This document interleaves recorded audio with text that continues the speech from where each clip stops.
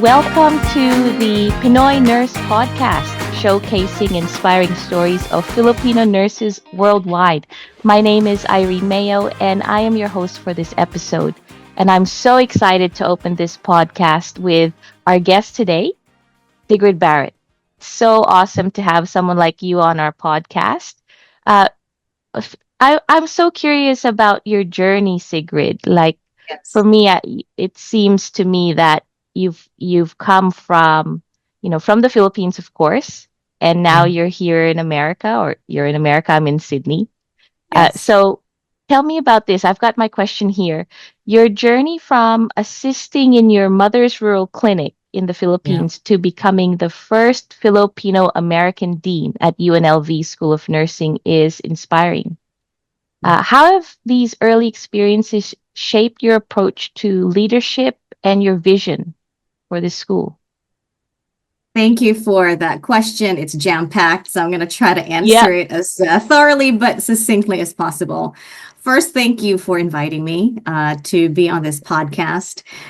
Certainly an honor to share a little bit about my story and hopefully reach some folks who are listening, who will be listening to this podcast later on.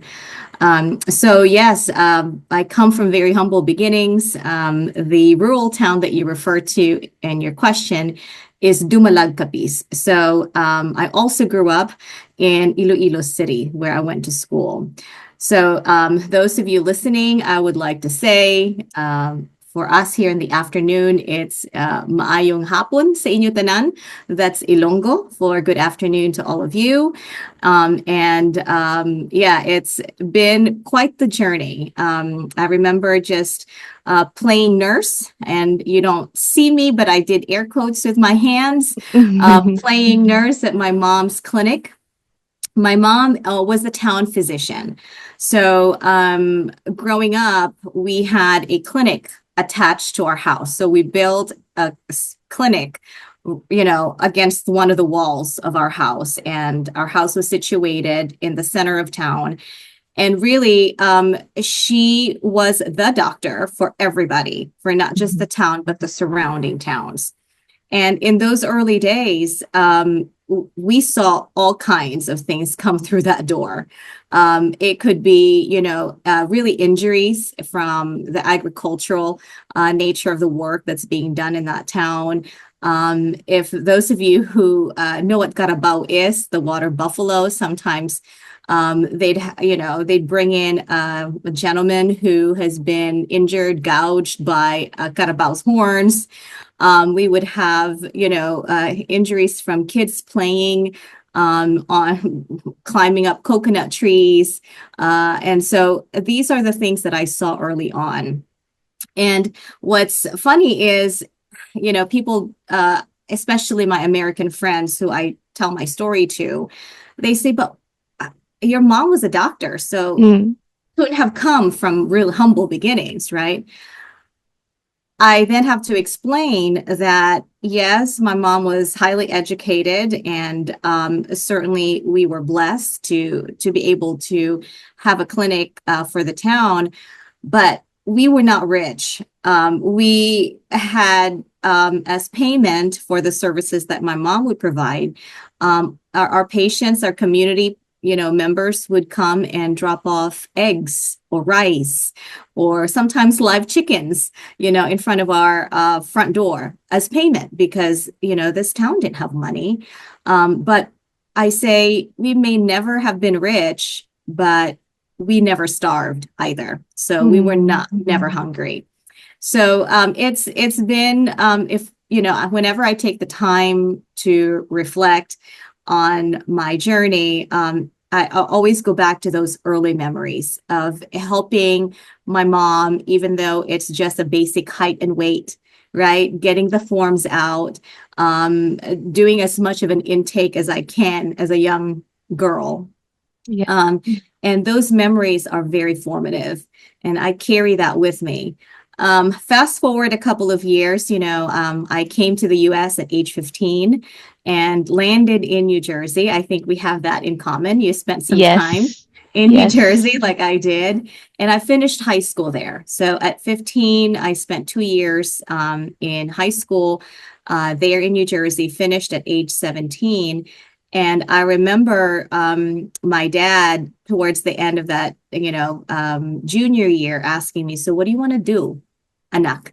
What are you going to be for college, right? What's your major? Mm. And we went back and forth for a little bit. And actually, I had wanted to be a journalist, right? I did not want to be a Right. nurse. Same with I me. I thought, didn't want to be a nurse to begin with, see, too. A journalist. we Wow. resisted. Yes.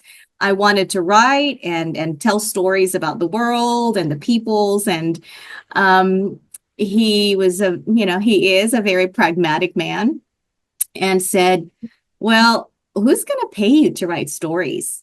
Right? He's like, we need people to take care of patients in the hospitals and in the community. But I said, but Dad, my older sister is already a nurse. My brother is a nurse. Like, I want to be someone different. We all wanted to be unique and be an individual. But he said, well, let's, you know, come to a consensus. Let's negotiate.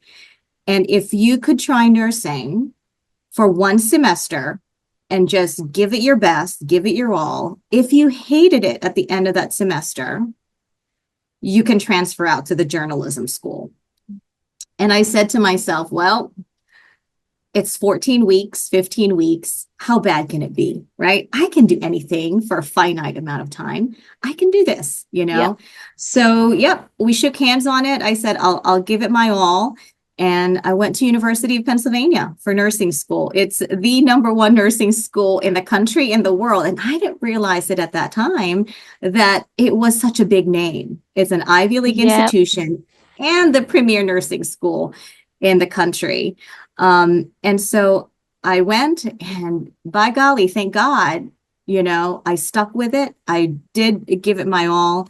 And at the end of that semester, I decided, okay, maybe nursing is it for me.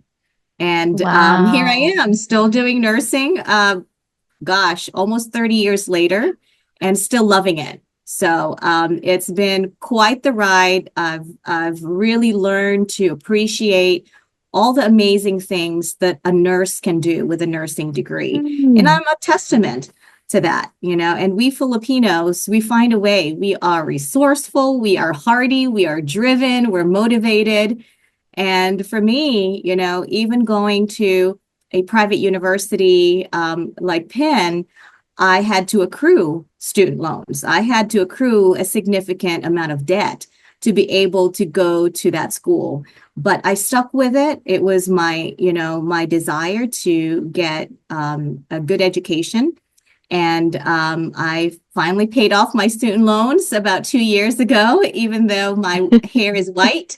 And I slowly but surely paid it off over the years. And that's the commitment, and this is something that I think a lot of our kababayan will understand, that when we have a plan, when we are able to, strategize how we accomplish these goals, we make our dreams come true through hard work and perseverance and grit. And that's me. That's my story. Wow. Wow.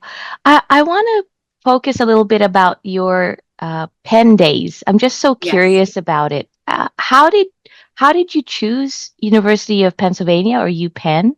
And Mhm. what was it like? Let's say, you stuck to it for that first semester. What were the qualities about what UPenn offered that made you say, yep, this is me?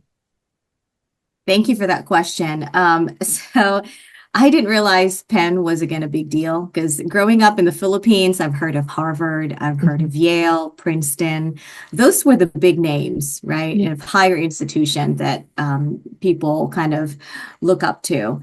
So when I found out that University of Pennsylvania is also an Ivy League, it's one of the Mm. eight, I said, holy cow, how did I even get in? It's like an imposter syndrome all over again. And the reason why I was even encouraged to apply was through my guidance counselor. My high school guidance counselor said, hey, if you are thinking about going into nursing, these are the top schools that you should aim for. And she knew that I had the grades for it and knew that, if I wanted to, I could possibly get in. So what's interesting is I only applied to two schools, probably not Mm. the wisest decision. I applied to Penn and then I applied to Rutgers University, which is the state university of New Jersey at that time. Yes. And I got accepted to both, thankfully. But Rutgers offered me a full presidential scholarship to go. Everything would have been paid for, right? $0 coming out of my pocket. And there are days, especially when I was still paying my student loans, where I was wondering, should I have just, accepted the presidential scholarship and not have to shoulder a lot of these debt. But Penn really was a pivotal time in my growing up as a pseudo adult, right? When you're Hmm. 17 and you're out there on your own in West Philadelphia with my freshman hallmates who were I still am dear friends with a lot of them. Wow. I try to go to the reunions every 5 years. I love my time at Penn. I mean, and yes, some of the smartest people I know were there with me, Mm. and yet they're just good people too. And so we leaned on each other through the hard times, and I've been through some hard times, and they were there for me, even though certainly, you don't necessarily keep up day to Mm. day with your college friends, but I know that if I really needed them, they'd be there for me. And those are the kinds of people who I was fortunate enough to be surrounded with. And that was intentional. I knew that I couldn't goof around in college. I was hard fought to get in. And certainly I had to earn every single grade, every single semester. And I knew that I couldn't fail a class because it was going to be on me, right? I Mm. was Yeah. shouldering these loans every semester. So I knew that I had to really focus. And thankfully, I surrounded myself with friends who were equally focused on their academics. And they're now lawyers. My freshman roommate is an incredible lawyer. And many of my friends are doctors and engineers. And, they're just really successful, but really good people. So that was my time at Penn, and only great things to say about my experience there. Wow, that's so great. I think what I get the vibe from you, and there's such warmth when I hear about the connections you've made with your Mhm. friends. I think that's such a Absolutely. testament to building a good community to support through the hardships of Yes. studying and just succeeding. Yes. Yes. And really, specifically to the Penn nursing program, I would not have lasted that semester or have, gone beyond that first semester if I didn't have the incredible faculty and classmates that I had. Nursing is a caring profession, right? That's what we're known for as nurses. And they really exemplify that. So, I just remember even going into my first real patient scenario, Mm. in nursing there at Penn, we were accepted as freshmen. So we did our nursing classes along with our, general education courses. And so we were out in the hospital very early on as Oh, freshmen. wow. That's It's a good. different model, very different model. So you can see very early on whether nursing is for you or it's not, right? So some of my classmates decided, oh, there's a little too much patient interaction in nursing. They didn't want to talk to people, they didn't want to touch patients. And so they left. And that's good that they learned that early on rather That's than right. wait, the additional 2 years and, possibly wasted a lot of time and resources and all of those things. So I just remember going to my first patient and I was really nervous and I didn't know how to perform basic care on this patient who had not been bathed for weeks, apparently, Mm. I was told. And so um, I didn't know where to begin. I didn't know how to do it by myself because she was morbidly obese. And without my friends on that unit who stood behind me with extra towels, extra washcloths, extra basins, they helped me provide care to this woman who was so thankful that someone finally took the time to give her comfort and get her clean. And she felt human again, right? We Mm, spent over 2 hours in her room, and there were four of us giving care to this woman who, wow. again, kept saying, I'm so sorry you have to do this, but I'm so thankful. I'm so appreciative that you're spending the time with me. And we talked with her during that whole 2 hours in the room. But without my classmates, there's no way I could have done that. I was intimidated. I was 17 years old and, didn't really know how to make that whole interaction work. And so those, again, are some of the really critical memories that I've formed during my time at Penn. Yeah. So I can hear that, that example of that woman that you've helped care for. What you've specialized in pediatric chronic health, is that right? Yes, yes, yes. So, Yeah.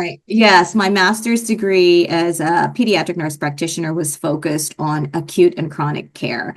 And also, it was a blended program. So, I didn't just graduate with a nurse practitioner degree, I was also a clinical nurse specialist. So, I went back to Penn, Yep. after a few years of working as a bedside nurse, and then decided I was going to go back to my alma mater to get my master's degree, accrued more student debt, student loans.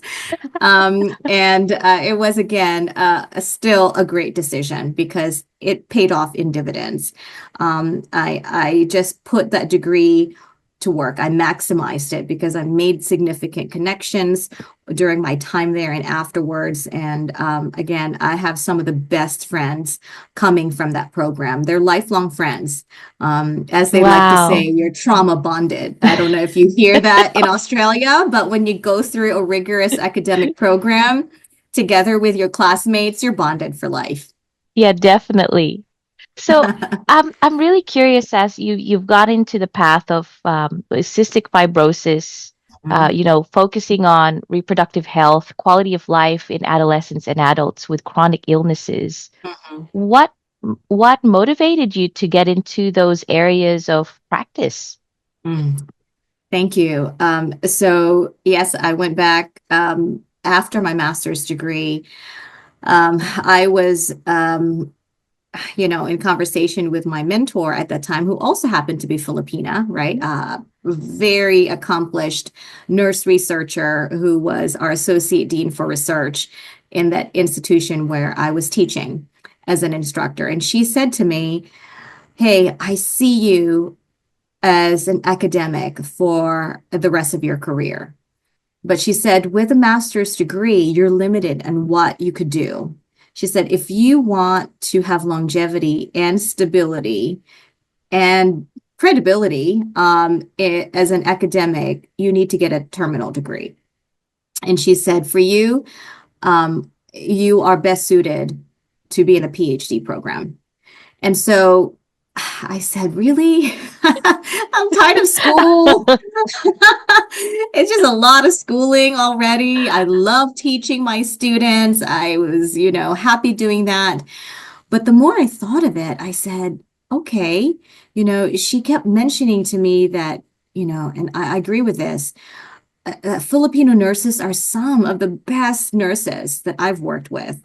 Like you mentioned before the official taping, you walk into a hospital and you're bound to meet a Filipino nurse anywhere in the world, right? We're just there. We are nurses. It's in our genetics. And she said to me that there's more that we can do as nurses than stay at the bedside, right? We could be in education, administration, all kinds of places beyond the bedside. And so she asked me to think about applying into the PhD program. And so I listen. I'm a good listener. I'm a good student. And so I've, filled out the application and got accepted. And so my path in research, especially your question about how did I land on cystic fibrosis?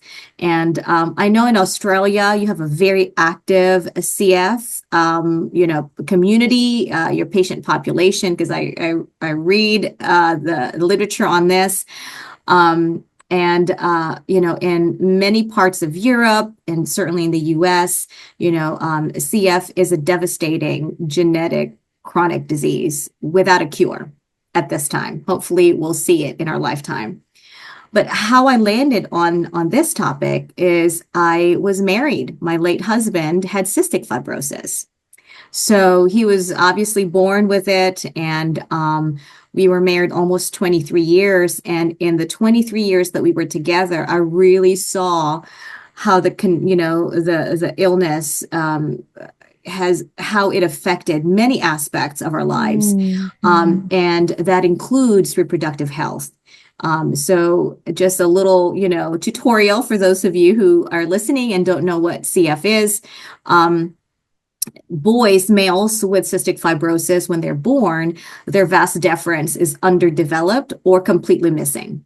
So they are born infertile, but they have sperm. It just needs to be extracted. And so that was the journey for us in creating our family, in building our family. We had to go through fertility treatments to be able to accomplish our goals to become parents. We also obviously looked at adoption at the same time, but we were fortunate in that science. Thank you, science, and our smart, brilliant physicians and researchers out there. They were able to make me and my late husband be able to be parents, to biological children. So I have two sons born from science, and I call them my best science experiments.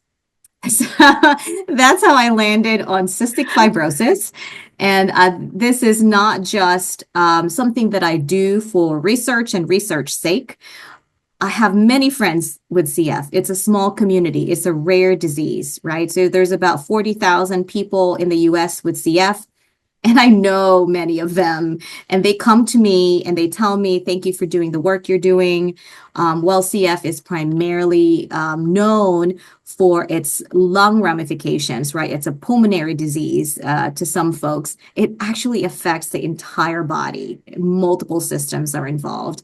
And so, my area in reproductive health is focused. It's something that not many people talk about because, again, when they think of CF, they think of lung disease, and not so. It's not just a lung disease. It's significantly more than that. So I deal with transition of care issues from those who need to transition from pediatric to adult care in CF, that there's vulnerabilities there, and certainly the palliative care issues, especially those towards the end stage of the disease. And so, yes, I love what I do because there's a personal connection to it. And I think that is something that it keeps me focused. It's my North Star. I think of the work that I do as not just so I can put it on my CV and present it at, conferences or write papers about it. I really bring it back to the people who could benefit from the latest and greatest in CF. So I talk to the CF community whenever I'm invited and just share kind of what's happening, behind the scenes and some of the exciting developments in clinical care or research and things like that. Wow. That is listening again to that story and your motivations. There's that personal passion project in a way. Yes. It sounds to me now that you're in a role to provide information, evidence-based practices about CF. Do you ever miss being at the bedside caring for people with CF? I do and I don't. Yes, I do certainly, because that's, as a nurse, your heart is always in the caring side, right? Delivering one-on-one care. But my work as dean is such a privilege. It's such an honor to be able to do what I do. And I think of it as my impact is greater as a dean, so I think of it as a tiered approach. As a nurse and, bedside, I've done that. I've done home health nursing. I've done quality assurance with a BSN. I'm able to provide care one-on-one, right? I impact really directly the health and outcomes of my patients and their families. And then when I went back and obtained my nurse practitioner and CNS degrees, I'm able to then increase my impact because now I'm the one who is diagnosing and treating, right? And providing orders for the bedside nurses to do, right? And then I became a faculty member with my PhD. I was able to then teach the nursing students who graduated to become nurses, who then took care of those patients, right? So the impact is greater. Yes. It's magnified, it's multiplied. And now, as a dean, I get to ensure that my faculty and staff are happy and thriving so that they also can provide the best educational experiences for the students who then are taught to take care of their patients, right? And impact their lives positively that way. So really, it's just, a ripple effect of what I'm able to do. I tried to count how many students I've directly impacted over the, I'd say, 20 years that I was teaching. And I would say it's probably over 3,000 students who literally took classes from me with me. But now, as a dean, if you think about it, right, all of the students here at UNLV School of Nursing are directly, a product of my leadership. And that takes significant responsibility. And that's why this job is an honor. It is a privilege. I'm very grateful for it. And I don't take it lightly. This is why I give it my all. It's a 24/7, 365-day job. There's no day off. But, I'm very lucky to be able to do this. And I have, I think, the energy and the passion and the fervor to be able to do this job. Yeah, definitely can feel that passion and that energy to just lead with your vision, right? Now, Mm-hmm. with being the dean, are you also still actively involved in the Philippine Nursing Association of America? Like, how do you Yes, balance yes. that, and what do you do with the association? Tell me more. Like, how do you squeeze everything in? I find the time. I have to. So I've been involved in PNAA, that's the national organization, and then certainly they have local chapters across different states, across different cities, and I've been involved for over 17 years in various capacities. I was told a long time ago by my boss, my supervisor, who during an annual evaluation, right, a performance review, she realized that I was devoting quite a lot of time of service to PNAA and the work I Mm, did because I was, chair of the research committee and there's a lot of work involved in that. And she, acknowledged that there's good work in what I'm doing, but she said, perhaps you should cut down on the time that you're spending on providing service to PNAA. And I pushed back and I said, I'm not doing that. I said, this is what fuels my soul, right? I get to give back to my people and, support our Filipino American nurses in very tangible ways. And so I said, I'm not, giving up my work with PNAA. But certainly I've had to make adjustments. yep. Prior to UNLV, I was at UAB, as mentioned in my intro, and there I was the president. So I'm the immediate past president of the Alabama chapter in Birmingham there. What I say is to be able to do this work, you have to surround yourself with people who are smarter than you. right? And I'm the first one to say, thank God I have really smart friends and colleagues because, we brainstorm together and they do it. We come up with a plan on what we're going to offer our members, and they're so talented and so dedicated that my job is really to provide them with resources and support and my time. And then I get out of the way because they know what to do. And so that has been my leadership philosophy is if I empower those around me to be able to do the work that they're more than capable of doing, then it's a win-win for Yeah. everybody. Right? As dean, I'm so thankful to be in the space where I'm at today that I can shine the light on the people around me. It's not about me anymore. I've done my time. I've been on stage to do this and that, but really, I'd love to see my colleagues, my mentees, my students, right, be up there on stage with the light shining on them.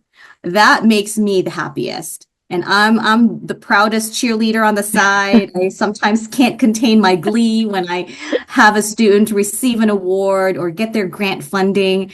And I'm just a proud mama. And I think, yeah, it's come full circle for me. And I have to just make a plug that the Las Vegas community of Filipino Americans, whoo, holy cow, I hit the jackpot. Those of you listening in Las Vegas, oh my gosh, thank you so much for welcoming me warmly and loudly, enthusiastically, and everywhere that I go. It is a big deal to be the first Filipina dean of UNLV. And the Filipino American community here, they're large and proud. So there's about 250,000 Filipinos in the little city of Las Vegas. We're about to have a Filipino town. There's a Chinatown, there's a Korean town, and we are approved to have a Filipino town that's being developed actively as we speak. So to have a Filipino dean of nursing, they realize too that this is our moment, finally, right? We are a nursing profession in our DNA. And to have a dean, who looks like them. And I'm there in the community. I visit with my students and my alumni. And like today, I don't know, our podcast listeners can't see me, but I have on a traditional Filipino blouse, right? And I wear that proudly.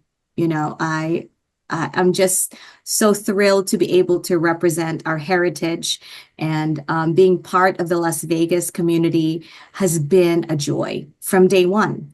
And so thank you to our Las Vegas Filipino American community for wrapping your arms around me and my family and just showing us how our kababayan truly embody that Filipino hospitality that we're known Oh, for around the world. I love that. I would love to go to Las Vegas now. Come on, Yeah. let's go. I'll Book your ticket. You're yep. welcome to Okay. stay at my house. I'm ready to start booking my ticket after Finland. Yes. Okay. Now, I've got just two more questions, I would say. One is the last one we ask all our podcast guests, but this one is, having listened to your journey so far and now being the dean, what advice would you give to our young Filipino nurses who are listening right now, who are abroad and they are dreaming about moving into academia or leadership? What advice would you give them? I think you and I spoke before the recording about some of the great traits that we have as Filipinos who, but those traits can also be a double-edged sword. And one is our seemingly quiet demeanor, where we don't like to step up into the spotlight and maybe question things or create a disruption in the status quo. And that's hard because generally speaking, Filipinos love peaceful environments, right? We don't like to create drama or chaos. We like to get along, right? Kapwa is real for us, right? It's real. And it's real. But sometimes, as seen in the times of the COVID-19 pandemic, here in America, about 20 or 25% of nurses who died from COVID exposure were Filipinos. I don't know if you knew that, Irene. No, It's I a did not. staggering number. I It's did not. mind-blowing. Think about that. We have, according to census, only 4% of the nurses in the US are Filipino or of Filipino heritage. But of all the nurses who died from COVID, 25% were Filipinos. So Wow. you Oh start my to think, gosh. why is that so? And there's a brilliant film by Michelle Josue. She's the director. It's called Nurse Unseen. Those of you who want to view it, please reach out to me. I'll give you contact to be able to screen it perhaps at your institutions. But it's a documentary on how Filipino nurses were really at higher risk compared to other nurses. And there's a variety of factors that played into that, right? The fact that we as Filipino nurses don't really like to create, disruptions. If we're given a hard patient to take care of, we say, okay, right? We take care of the patient, right? We don't complain. We just do our jobs, right? And we do it well. So during the time when, PPEs were hard to come by, they were told, well, you have to recycle your mask. And so Filipino nurses did not fight that, right, with upper administration. They went along with it, okay? Our Filipino American nurses, they are front lines in the ERs and in the ICUs, where the sickest of COVID patients come through, right? And so automatically the risk goes up. And certainly, they're the ones who do overtime because no one else wants to work, but they'll say yes just to make sure that their patients have nurses who will care for them. They'll say yes, even though they're bone tired, right? And then many of our Filipino American nurses live in multi-generational homes. So it's not just a spouse or children. Sometimes they're lolos and lolas and aunties and uncles. They all live in the same household. And so when there is COVID amongst one person, it all gets spread across the family. So all of this and other reasons just amplify the number of Filipino American nurses who unfortunately passed away because of COVID. So we need to do better with speaking up, questioning the status quo, asking those hard questions, right? Being assertive, but not to the point of being aggressive. There's a fine line, right? Yeah. And being able to work collaboratively with different people. So for those who are listening, the young Filipino nurses who want to go up in leadership, who want to advance and maybe go into academia or research in your case, Irene, I would say dream big, work hard, don't apologize for your big dreams, right? I never would have thought that I'd be a dean. Who saw that in me was my mentor. She's the one who said, I see you as a future dean. And what did I do? I laughed. I laughed because I said, you're kidding. I never would have thought. No way. I'm just, trying to get through the day, trying to do my research and teach my students. And she said, no, no, no, no. I see you as a dean in the future. And almost 10 years to the day when she said those words, I started my job as a dean at UNLV. So Wow. sometimes you have mentors, and that's another thing I would suggest is you surround yourself with good people who are your cheerleaders, who believe in you, who will support you, and certainly have mentors who will talk to you and see you beyond your current capabilities and push you, right? Sometimes you have to get out of your comfort zone. right? She said to me, I see you as a dean. Now, let's see if we can put some stepping stones to get you to those places. And she was instrumental in letting me think, okay, I'm not just teaching and doing my research anymore. She said, let's think about getting you up in some leadership positions. So she said, think about being, in my case, I became a, what's the official title? Director of the honors program for our BSN students. That was my Yep. first real foray into leadership. And then after that, I became a PhD program director, right? And then after that, I became a department chair, right? And where I handled over 82 people, 82 faculty members reported to me. And then it just opened up other opportunities. So each stepping stone is important, but you have to intentionally kind of, say it to the world, right? Manifest it, put it out in your visual for what your future would look like, what you'd want it to look like.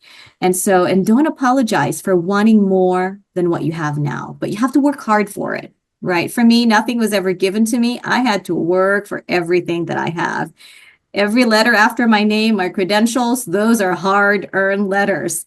And so that would be my advice to those who are listening, Yeah. Plan your future, be diligent about it. Have good people who will support you, have mentors who will challenge you into thinking, oh yeah, I could do this. I really can, right? And just trust that you are more than capable, that you can do it. Awesome. And finally, Sigrid, what's one piece of advice or wisdom to share with all Filipino nurses around the world, our Pinoy kababayan? Gosh, our Pinoy kababayan, especially our nurses, wow, embrace the stereotype that has been given to us that yes, we are nurses and yes, we are great singers. Those two, embrace it, own it, right?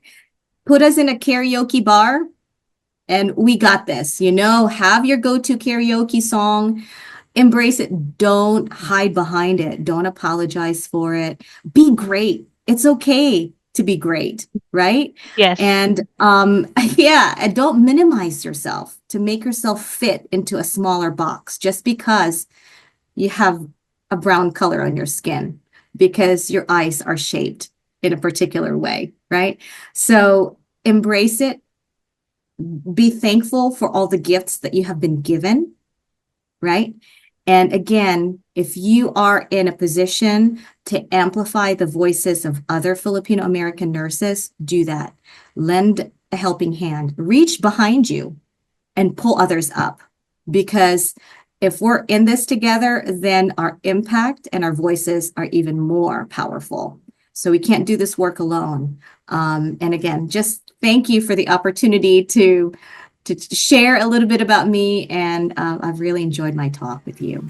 I'm so inspired by your story, Sigrid. Thank you so much. And thank you all, to all our listeners. Thank you so much for your time and energy as well. And everyone, stay tuned for more inspiring stories here at the Pinoy Nurse Podcast. Again, this is Irene Mayo. Thank you and bye-bye.